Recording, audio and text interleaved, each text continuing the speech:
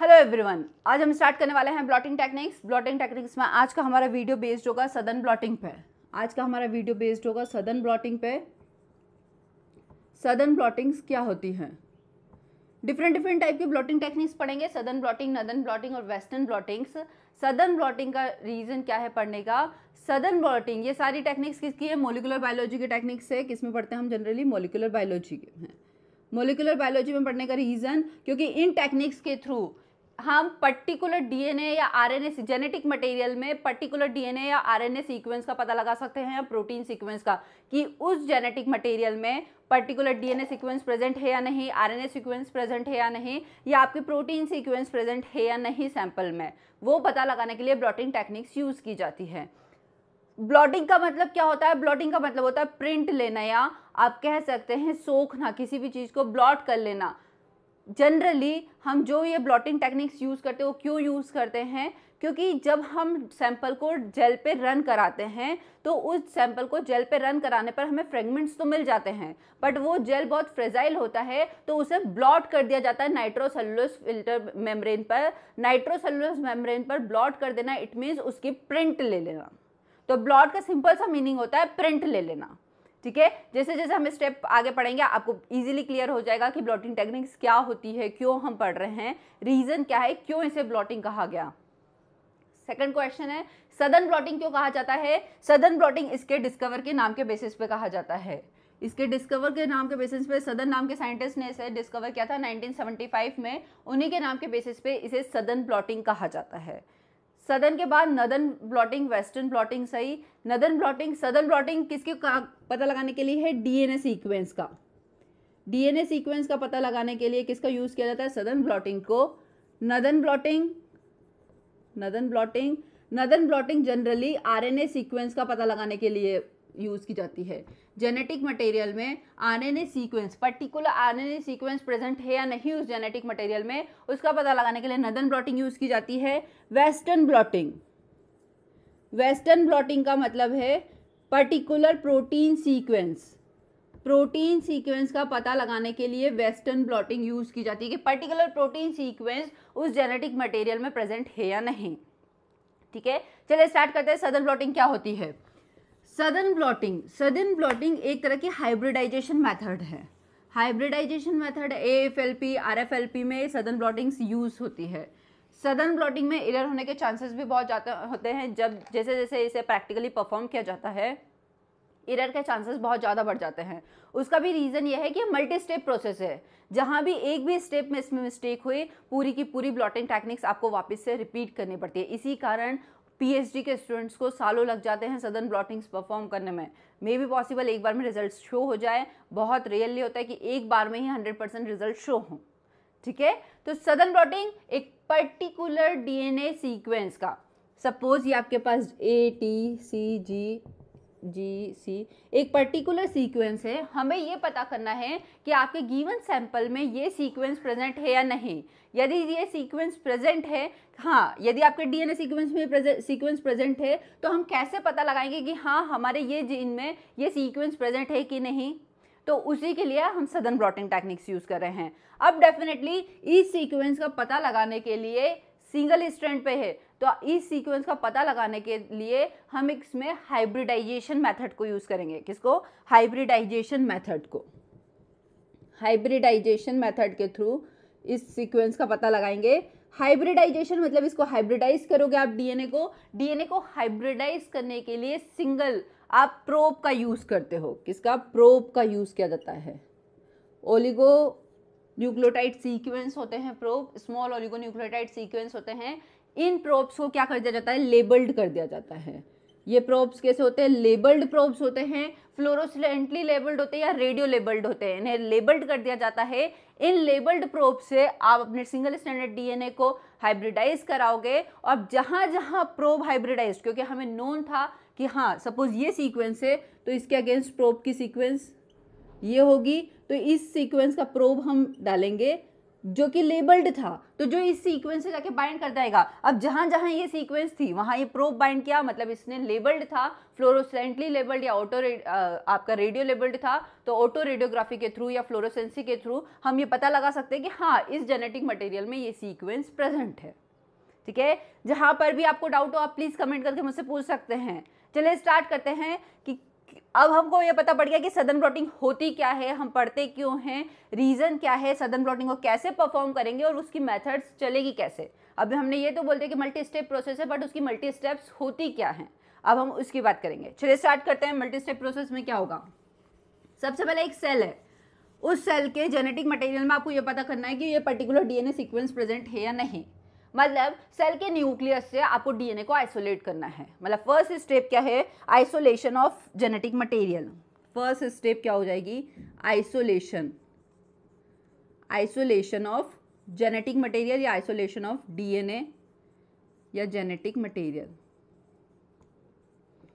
Isolation of genetic material, genetic material को आपको निकालना है कहाँ से, सेल के न्यूक्लियस से। किसके थ्रू निकालेंगे, लाइसिस के थ्रू आप निकाल सकते हो उसके जेनेटिक मटेरियल को।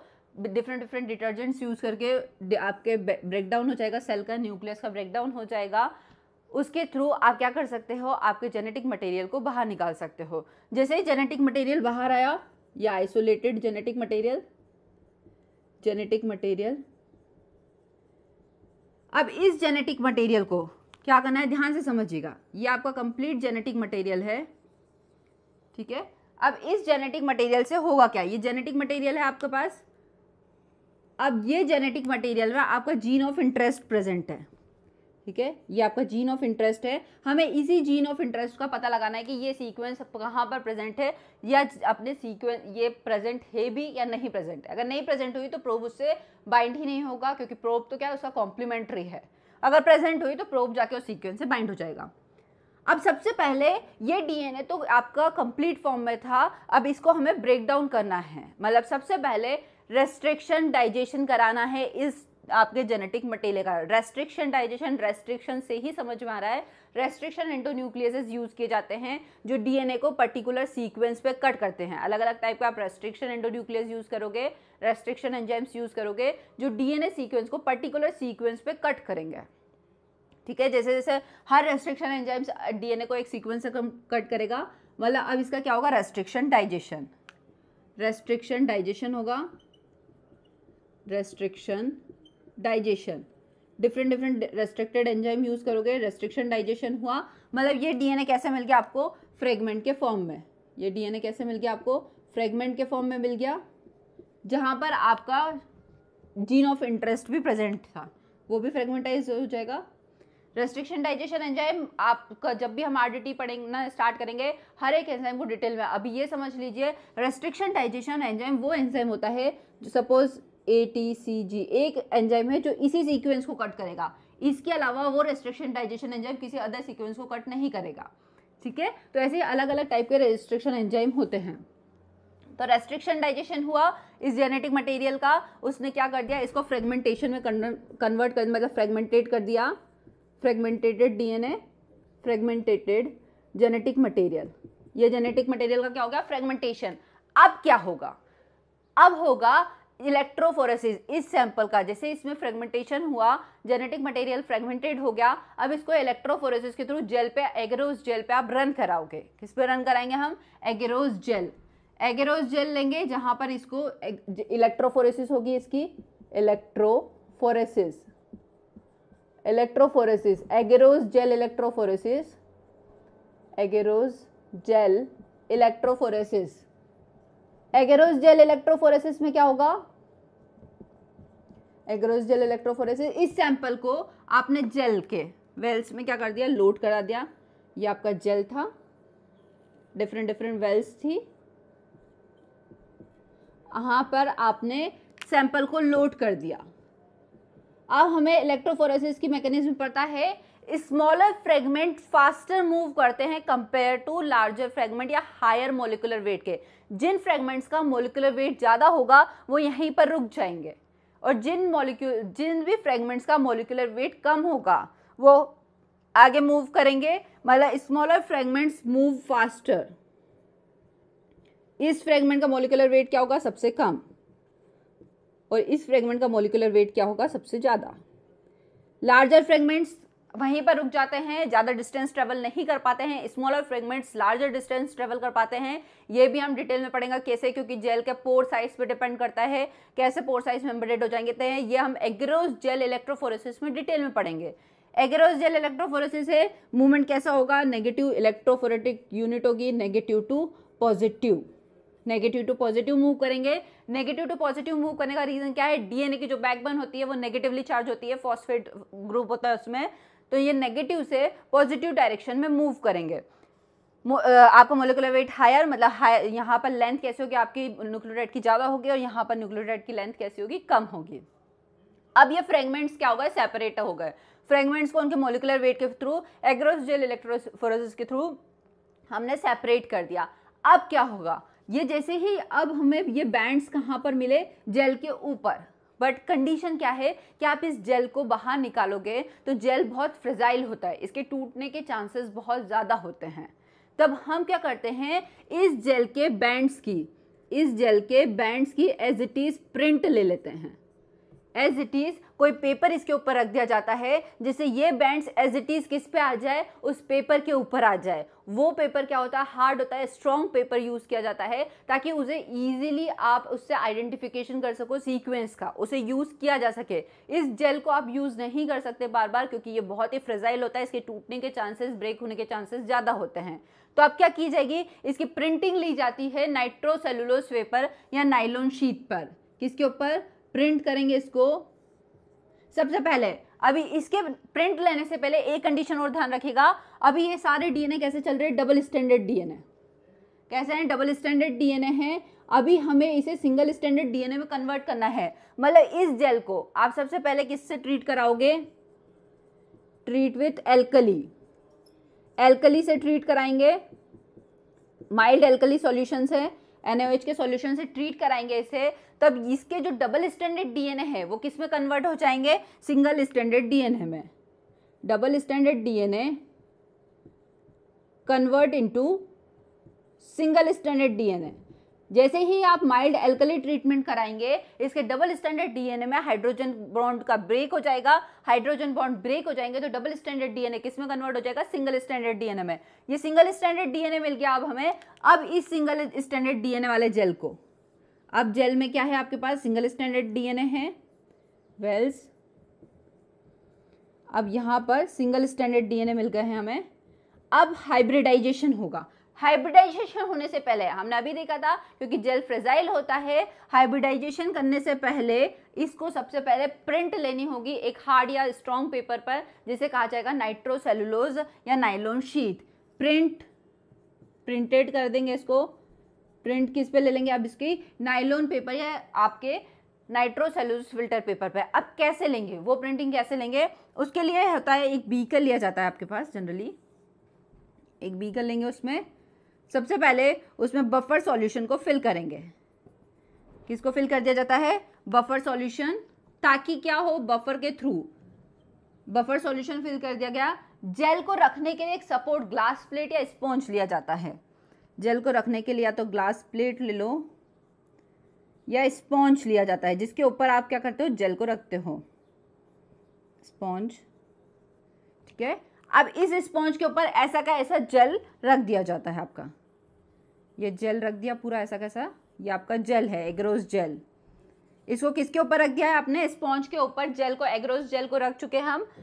जेल को रखने के बाद इसके ऊपर पेपर टॉवेल्स रख दिए जाते हैं डिफरेंट, इसके ऊपर नाइट्रोसेलुलोज फिल्टर पेपर या नाइलॉन शीट। ये क्या है आपका, नाइट्रोसेलुलोज फिल्टर पेपर। ध्यान से समझिएगा, जहाँ पर भी डाउट हो आप बिल्कुल पूछ सकते हैं। नाइट्रोसेलुलोज फिल्टर पेपर, एक बार नहीं, जहाँ पर भी छोटे से छोटा डाउट हो, आपको डाउट पूछने में बिल्कुल ये नहीं सोचना है कि डाउट सिंपल सा है, ये इजीली बन जाना चाहिए, क्यों नहीं बन रहा है। आप बिल्कुल डाउट पूछिए, जितने ज़्यादा डाउट्स होंगे उतना ही आपको इजीली समझ में आएगा। जितने ज़्यादा डाउट्स होंगे उतना अच्छा। आप पूछिए जहाँ पर भी आपको छोटे से छोटा भी पॉइंट क्यों ना हो, बिल्कुल पूछ सकते हैं।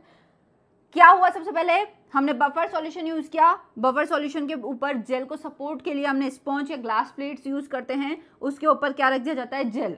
जेल को रख देते हैं, उसके ऊपर हमें प्रिंट लेना है तो नाइट्रोसेल्यूलोज फिल्टर पेपर या नायलॉन शीट को रख दिया जाता है। नाइट्रोसेल्यूलोज फिल्टर पेपर के ऊपर अब पेपर टॉवेल्स रख दिए जाते हैं, मल्टीपल पेपर टॉवेल्स रख दिए जाते हैं। ये क्या है आपके पेपर टॉवेल्स। पेपर टॉवेल्स को रखने के बाद अब इसके ऊपर रख दिया जाता है हेवी वेट। क्या रख दिया जाता है? एक वेट। अब होगा क्यों, ऐसा किया क्यों हमने, रीजन क्या है? ऊपर से वेट पड़ता है, इस पे प्रेशर पड़ता है, वेट जनरेट होता है, तो बफर जो सॉल्यूशन रहता है वो कैपिलरी मूवमेंट करता है। वाटर जो प्रेजेंट होता है उसमें कैपिलरी मूवमेंट करता है, higher water potential to lower water potential. ये कैपिलरी मूवमेंट करेगा। ये जैसे ही कैपिलरी स्पॉन्ज के थ्रू जेल में क्या होगी, आपका जेल ड्राई नहीं होगा, हमेशा जेल में ह्यूमिडिटी बनी रहेगी। तो जेल क्या होगा, स्पॉन्ज के थ्रू वाटर कैपिलरी मूव किया, कहाँ पर गया, कैपिलरी मूवमेंट हुआ वाटर का, जेल में आया, जेल से अब ये जेल से वाटर का मूवमेंट नाइट्रोसेल्युलोज फिल्टर पेपर पे किया। नाइट्रोसेल्युलोज फिल्टर पेपर पे जैसे जेल में जितने भी डीएनए बैंड्स थे वो कहाँ पर प्रिंट हो चुके हैं, नाइट्रोसेल्युलोज फिल्टर पेपर पे।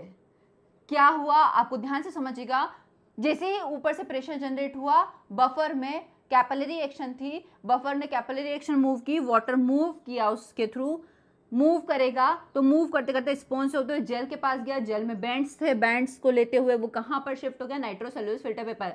नाइट्रोसेल्युलोज फिल्टर पेपर पर वो बैंड्स तो स्टिक हो जाएंगे, डीएनए के बैंड्स, क्योंकि नाइट्रोसेल्युलोज पेपर डीएनए को स्टिक कर लेगा। नाइट्रोसेल्युलोज पेपर पर बैंड्स तो स्टिक हो गए, जहां जहां बैंड्स थे वो तो स्टिक हो गए, बट जो वाटर था वो एज इट इज कहाँ मूव कर जाएगा, नाइट्रोसेल्युलोज फिल्टर पेपर से मूव होते हुए पेपर टॉवेल्स उसे एब्जॉर्ब कर लेगा या सोख लेंगे। पेपर टॉवेल्स उसको सोख लेंगे, मतलब वाटर को पूरे को किसने सोख लिया, पेपर टॉवेल्स ने।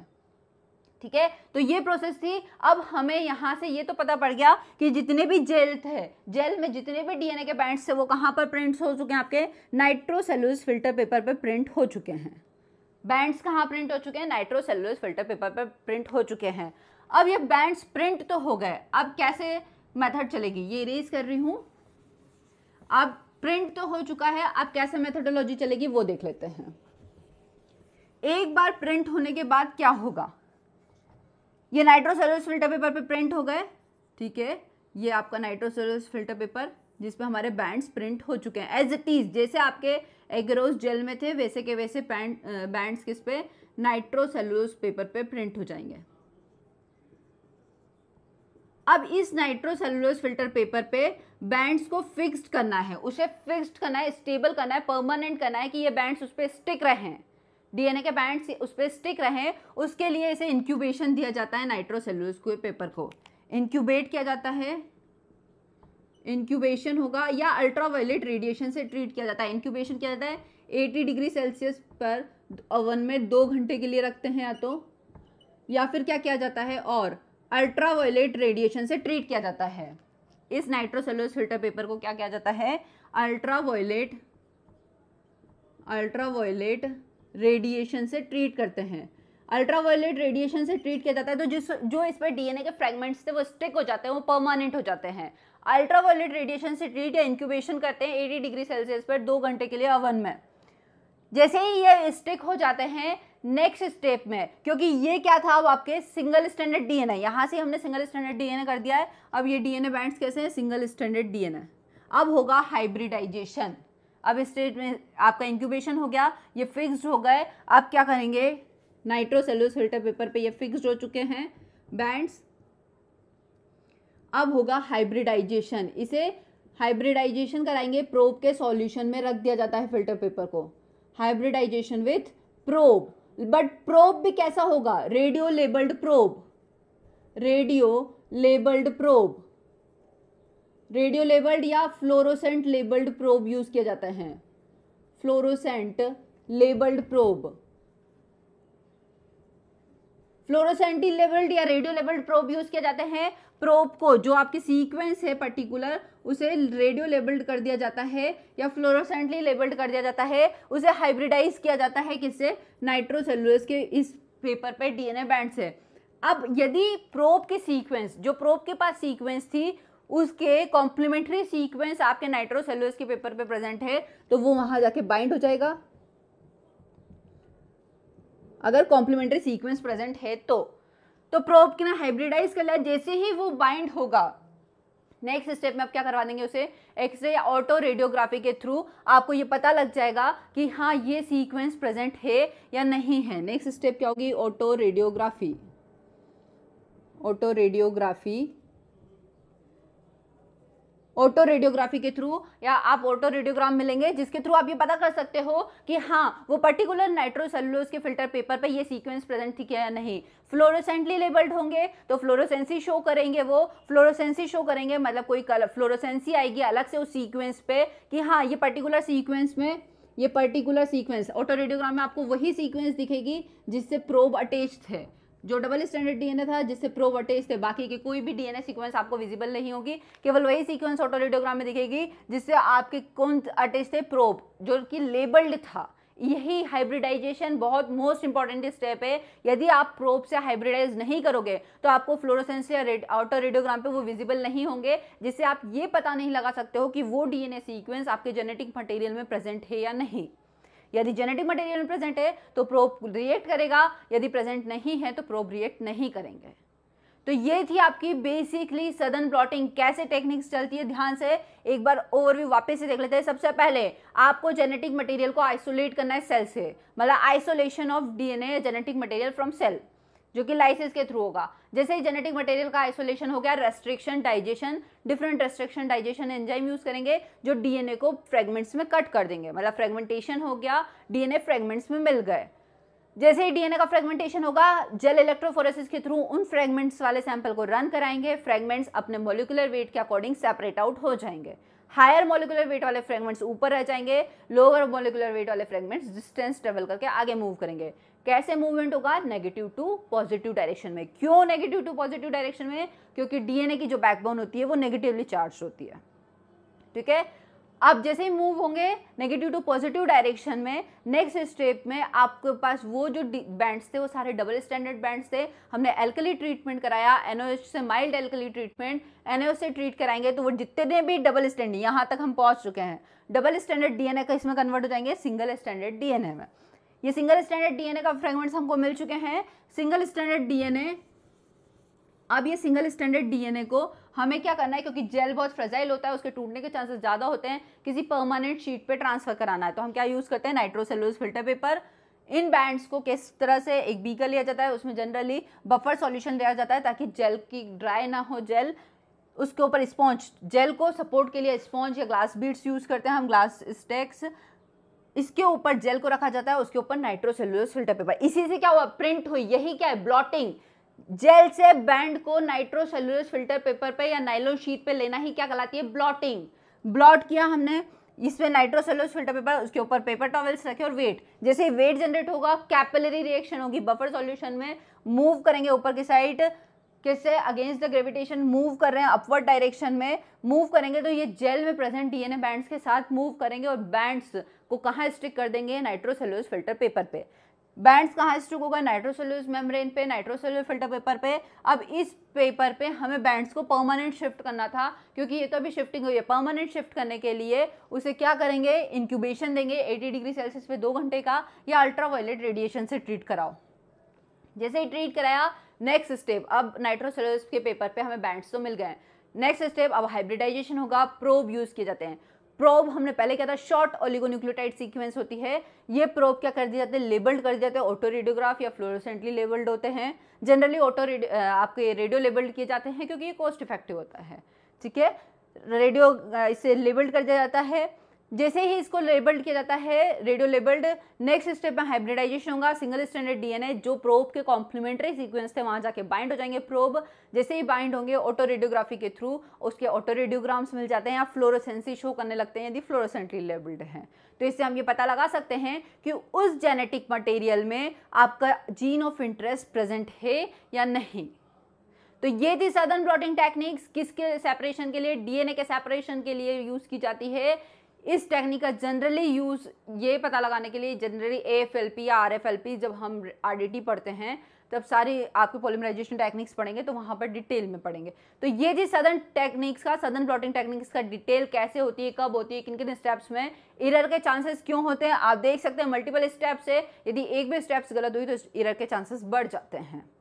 ठीक है, यदि ये वीडियो आपके स्टडी के लिए हेल्पफुल है तो प्लीज़ वीडियो को ज़्यादा से ज़्यादा लाइक करें, चैनल को ज़्यादा से ज़्यादा सब्सक्राइब करें ताकि ये ज़्यादा से ज़्यादा स्टूडेंट्स तक पहुंच पाए। हमारा आने वाला वीडियो बेस्ड होगा नॉर्दर्न प्लॉटिंग पे, वेस्टर्न प्लॉटिंग टेक्निक्स पे। Thank you.